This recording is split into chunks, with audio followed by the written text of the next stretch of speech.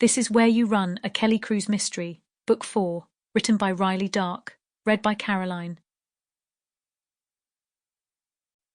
Prologue.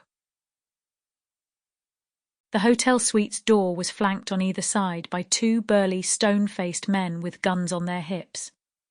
As Marcia and her husband approached, she couldn't suppress her shiver. The weapons made her nervous, and Tom's demeanor only compounded her anxieties. He seemed jumpy, on edge. It must be the stress of all his debts getting to him. At the door, Tom paused and turned to Marcia. "Remember, don't speak unless spoken to, and keep your head down. We're here to meet with some important people, and we don't want to give them any reason to doubt us." Marcia nodded, her heart racing in her chest. They had no choice but to go through with this meeting. Their situation had spiraled out of control, and this was a chance to get back on their feet. A friend of Tom's had given him this address, telling him that he would be able to meet with financial advisors and men with power.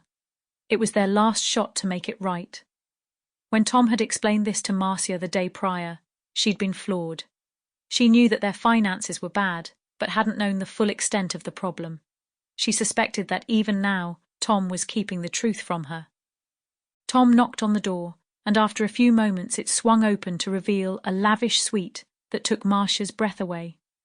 A crystal chandelier sparkled overhead, and the floors were polished to a mirror-like shine. The walls were decorated with oil paintings, portraits mostly, the curves and contours of each face painted in rich, deep colours. Only once the door had closed behind them did Marcia notice the additional security guards standing just inside. She froze, uncomfortable, but Tom nudged her forward. "This is important," he muttered under his breath. "Come on." As they stepped into the suite, Marcia's senses were overwhelmed by the scene before her. The smell of expensive cigar smoke wafted through the air, and the sound of ice clinking in glasses filled her ears. Men in suits were scattered throughout the room, deep in conversation or carefully observing their surroundings. Marcia felt out of place and exposed, acutely aware of the fact that she was the only woman in the room. Tom led them towards a large, imposing figure who sat on a couch at the far end of the room. He was broad-shouldered and muscular, with a thick beard and a bald head.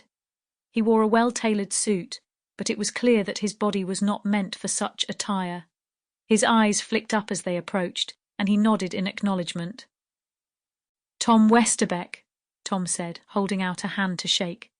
"And this is my wife, Marcia. Are we in the right place?" The man's handshake was firm and unyielding.